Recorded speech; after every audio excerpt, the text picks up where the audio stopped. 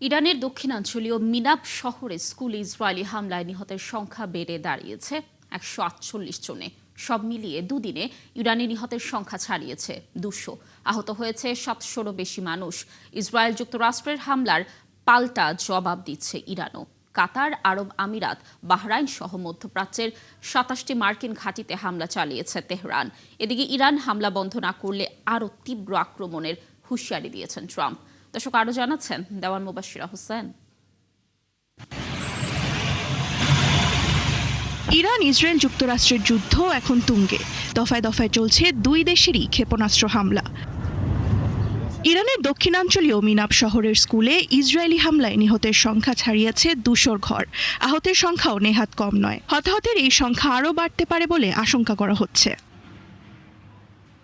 এদিকে মধ্যপ্রাচ্যে প্রকট হয়ে উঠেছে ইরানের ক্ষেপণাস্ত্র হামলা। এ পর্যন্ত আরব আমিরাতে 200-র বেশি ড্রোন ও ব্যালিস্টিক ক্ষেপণাস্ত্র হামলা চালিয়েছে ইরান। সেই সাথে রয়েছে কাতার, বাহরাইন ও কুয়েতও। আইআরজিসির তথ্য অনুযায়ী মধ্যপ্রাচ্যের 27টি মার্কিন ঘাঁটিতে এরই মধ্যে হামলা চালিয়েছে ইরান। ডোনাল্ড ট্রাম্প তার ট্রুথ সোশ্যালে ইরানকে সতর্ক করে বলেছে, ইরান হামলা বন্ধ না করলে আরও প্রবল শক্তি দিয়ে হামলা করা হবে।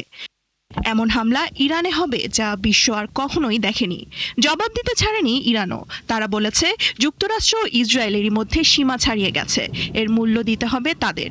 শনিবার টেলিভিশনে প্রচারিত এক ভাষণে এই হুঁশিয়ারি দেন ইরানের পার্লামেন্ট স্পিকার। দেওয়ান মুবাশশিরা হোসেন, ৭১।